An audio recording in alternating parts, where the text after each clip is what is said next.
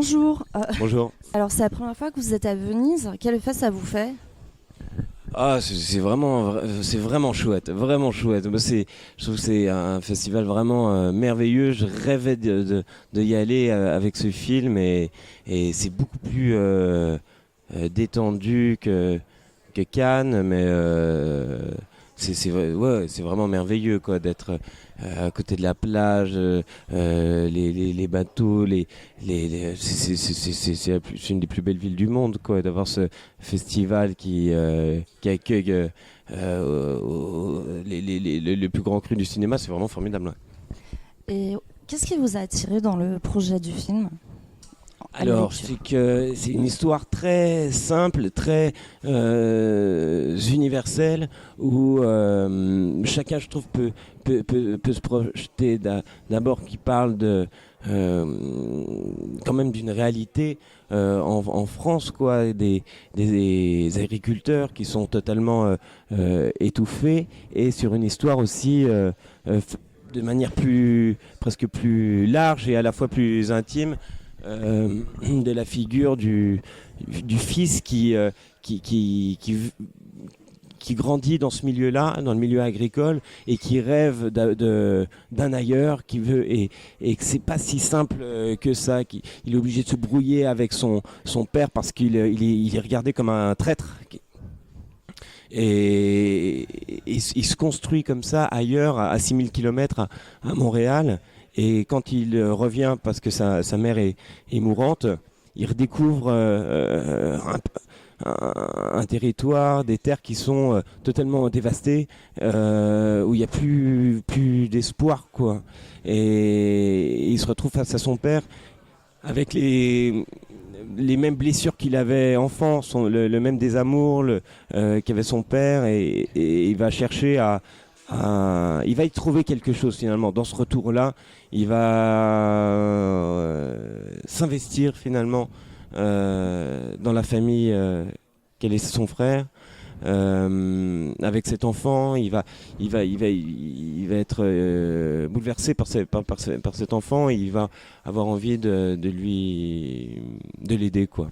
Justement, il y a beaucoup de non-dits. Le père est très taiseux. Au début, on se demande pourquoi il y a toute cette haine, même dans les moments les plus graves. Est-ce qu'au niveau du scénario ou dans la direction d'acteur, vous aviez plus d'informations que le spectateur n'a, parce que ça se défriche peu à peu, mais c'est vrai que le spectateur se demande mais pourquoi le père est aussi dur avec lui, parce que rien n'est formulé en fait. Ouais, c'est des gens qui mènent pas des mots sur leurs émotions, qui se replient beaucoup sur eux et c'est pas facile pour eux de communiquer quoi. Donc forcément, j'espère que dans le film on sent que c'est pas, il n'y a pas de haine, c'est pas une haine, c'est des gens qui sont blessés, c'est des amours contrariés. Mais évidemment, s'ils pouvaient se parler, ça paraît tellement simple comme ça de dire bah, parlez-vous, mais que ce soit en couple ou en famille, c'est jamais si simple comme ça de poser des mots sur ce qu'on ressent, d'avoir du recul c'est compliqué quoi. Ouais. C'est la deuxième fois que vous tournez avec Adèle Exarchopoulos. Est-ce que ça vous a aidé au niveau enfin, du jeu, quoi? Ben, en fait, c'est la première fois parce qu'on a fait un film ensemble, on était ensemble dans Sibylle, mais Mais vous êtes jamais non, on croisés? n'a pas tourné ensemble. Donc c'était la première fois. Ouais. C'était juste après Sibylle. Ouais, donc c'était vraiment une première fois. D'accord. Et comment s'est passé cette première fois, notamment parce que vous avez des scènes très fortes. Donc ça, le plus marquant, c'est dans la boue. Là, c'est vraiment une scène. Ouais, bah, dans la boue, en fait, on s'entend très très bien avec Adèle. On est amis et par contre, il y avait pas du tout d'ambiguïté, mais on était, On l'a fait 2 fois cette scène parce qu'on riait trop la première. C'était impossible. C'était impossible. On était morts de rire. Et puis c'était vraiment une lumière bleue entre chien et loup. Donc on avait très très peu de temps pour tourner la scène. Et la première fois, c'était impossible. On avait des fous rires. Donc on l'a retourné la deuxième fois. Et on s'est dit bon allez, on le fait une fois bien.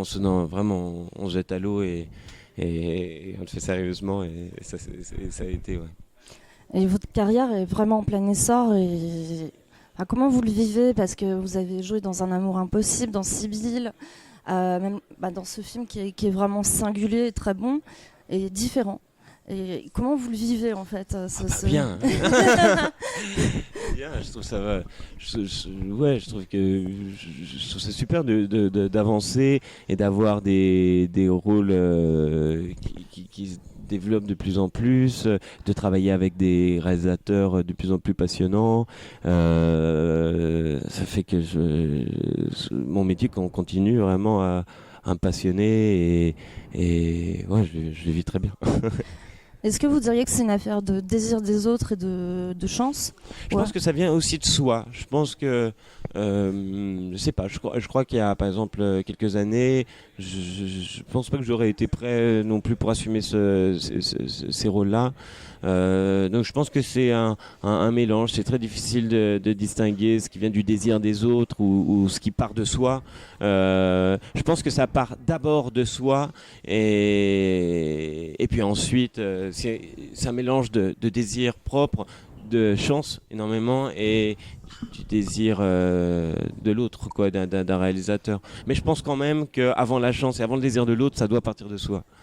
Et au niveau du rôle, est-ce que vous êtes préparé? Parce que vraiment, on suit votre carrière depuis le début, on vous a croisé à Cannes, vous étiez très différents. Forcément, enfin pas forcément, vous avez évolué d'une manière... Là, on a l'impression de voir Brando un peu, vous êtes voilà. Ouais, carrément. Non, oui, carrément, oui, Ouais. non, mais dans la stature, la carrure, Ouais, il n'y a plus le côté éthéré que vous aviez plus ouais. jeune, et je me demandais si vous aviez préparé le rôle, si vous êtes comme ça. Le côté, vous voyez ce que je veux dire? Oui, non, mais je vois très bien. Jessica voulait que. En fait, j'ai tourné un film qui n'est pas sorti, mais qui était à Sarajevo, où j'étais vraiment une crevette, quoi. J'ai dû perdre plus de 10 kilos pour le rôle, donc j'étais vraiment rachitique. Et ça a commencé avec Justine, qui voulait quand même que je prenne un peu de poids pour Sibylle. Et surtout Jessica, qui tenait à ce que j'ai, même si le personnage est parti à Montréal, c'est quand même un terrien, quoi. Il vient de la terre et elle voulait que je prenne du poids, quoi, que je fasse pas trop éthéré. Et puis je suis assez fan de nature, donc oui, c'est vrai que j'ai dû faire une préparation physique assez intensive, quoi. Ouais. Justement, vous avez vécu à Montréal, vous avez été révélé par Xavier Dolan. Est-ce que vous diriez que le fait de ce côté international, entre guillemets, ça vous donne un jeu différent que quelqu'un qui serait resté à Paris ou... Peut-être. Je pense que de toute façon, les lieux te façonnent ton imaginaire et donc c'est sûr que je pense que je serais un acteur différent si j'avais grandi à Paris et si j'avais grandi à Clermont-Ferrand, encore un autre, forcément. Après concrètement, je sais pas exactement comment ça se produit, mais peut-être que le côté anglo-saxon qu'on peut avoir à Montréal, vu que j'ai un amour de la...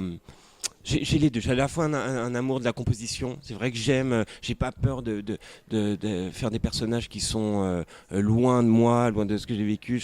J'ai pas cet amour absolu de la nature, de l'acteur et en même temps, je trouve ça. J'aime le côté qu'on a en France, de la culture française, de simplement la sobriété, quoi, d'un jeu sobre et de ne pas en faire et de jouer avec, oui, simplement ce qu'on est, quoi. Ouais. Peut-être qu'au Québec, vu que c'est un pays francophone en Amérique, il y a peut-être ces doubles cultures. C'est vrai qu'on le voit chez Xavier Dolan, dont les films préférés sont Titanic. Ouais. Vraiment, parce que même à Cannes, il y a les gens ne comprennent pas. On lui demande, oui, Godard, Chabrol, voilà. Non, lui, il dit, voilà, c'est Titanic, ce que j'aime. Et c'est vraiment deux approches différentes. Il est aussi acteur. D'ailleurs, nous demandions, est-ce que vous avez encore vous êtes restés en contact avec Xavier? On se voit pas beaucoup, mais on reste en contact. C'est vraiment, on s'écrit de temps en temps, et après chacun fait sa vie, mais en tout cas Xavier. Oui, je crois qu'il a à la fois un amour d'un cinéma très très très grand public, d'un cinéma spectaculaire, disons, et en même temps, c'est pas qu'une chose, il aime aussi un cinéma beaucoup plus intimiste et beaucoup plus auteur aussi, quoi. Sa manière de diriger les acteurs, justement, vous avez été révélé par lui. Est-ce que ça vous a aidé après? Parce qu'il paraît qu'il dirige les acteurs vraiment, le moindre geste, etc. Ouais. Il travaille beaucoup sur la forme, quoi. Après, je sais pas si ça m'a, je sais pas si ça m'a vraiment aidé. En tout cas, c'est une façon de faire. Et j'en ai découvert d'autres après. En fait, je sais pas si le fait d'avoir travaillé avec quelqu'un forcément t'aide par la suite. Je pense que il faut être quand on travaille avec un réalisateur, il faut presque oublier tout ce qu'on a fait avant, et c'est pour ça que je crois pas tant à des méthodes de jeu ou des choses à répéter sur tous les projets. Je pense que chaque nouveau projet, il faut le voir comme une nouvelle aventure, et tout oublier pour recommencer, pour trouver la méthode idoine à ce nouveau projet, quoi. D'ailleurs, pour ce film, vous l'avez découvert quand? Est-ce que vous l'avez vu, le film Parce qu'il y a des gens certains acteurs découvrent le film une fois. Je l'ai pas vu, moi. Non. Vous l'avez pas encore vu? Non. D'accord. Non. Et est-ce que, vous portez vraiment le film sur vos épaules, et en plus au niveau de la caméra, elle vous lâche pas, quoi. Est-ce que vous aviez conscience de ça en lisant le scénario, ou de vraiment ce côté Oui, j'avais conscience qu'on est vraiment presque dans les poumons du personnage, quoi. On suit sa respiration, on le lâche pas, et on découvre tout à travers son regard, quoi. Donc ça, ouais, j'en avais conscience quand même à la lecture, très très fort. Ouais. Justement, quelles étaient les clés psychologiques sur lesquelles vous avez travaillé? Parce que le personnage, il revient, il a des sentiments et des ressentiments, et le film parle beaucoup de ses sentiments vis-à-vis des différentes personnes. Avec Jessica Pallu, comment vous avez travaillé les clés psychologiques? On a beaucoup parlé en amont. On a beaucoup parlé. Après, c'est de l'adaptation, même s'il y a énormément de liberté prise par rapport au roman initial. C'est un roman de Serge Joncourt qui s'appelle L'amour sans le faire. Et autant j'avais fait une autre adaptation, Un amour impossible, de Catherine Corsini, et j'ai pas voulu lire le livre. J'ai commencé, je me suis dit, je pensais que ça allait pas m'aider du tout. Et pourtant, le film est beaucoup plus proche du roman que celui-là. Et celui-là, étrangement, même si, parce qu'il y a tellement de silence, il y a tellement de non-dits, étrangement, la lecture du roman m'a beaucoup aidé, m'a enrichi. J'ai été habité, j'ai l'impression de quelque chose. Je me suis dit, c'est pas grave si c'est pas montré. Je pense que il y aura quelque chose qui passera quand même. Il y aura quelque chose qui passera. Et sinon, oui, les enjeux psychologiques étaient assez clairs, quoi. Avec, c'était des discussions, ouais. Forcément, moi, c'est la manière de travailler que je préfère, c'est de partir des enjeux. Puis finalement, on parle d'autre chose. On parle on parle de sentiments beaucoup plus larges presque que le film, et puis après ça il y a le tournage, il y a ce qu'on te renvoie le partenaire, et il y a des surprises, quoi, aussi. On n'était pas dans l'exécution d'un plan psychologique. Une dernière question. Je vous entendais dire sur Un amour impossible notamment que vous aviez adoré jouer un personnage pervers. Là vous jouez un personnage complètement différent. Et donc ma question c'est quel est le personnage maintenant que vous adoriez faire, que vous n'avez pas encore déjà composé dans votre carrière déjà assez riche?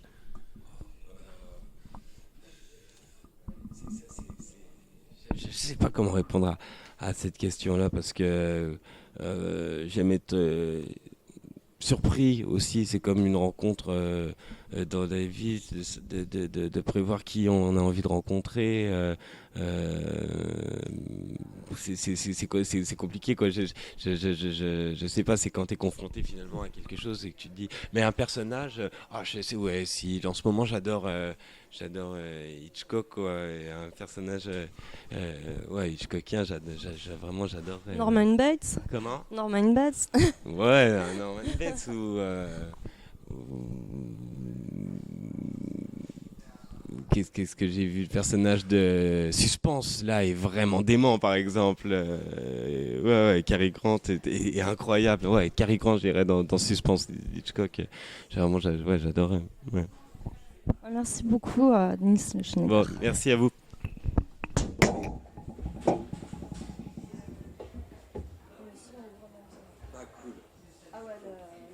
J'ai un peu peur, non, mais je déteste, non, j'ai pas peur sur le féminin, mais j'ai peur de... Vous allez pouvoir.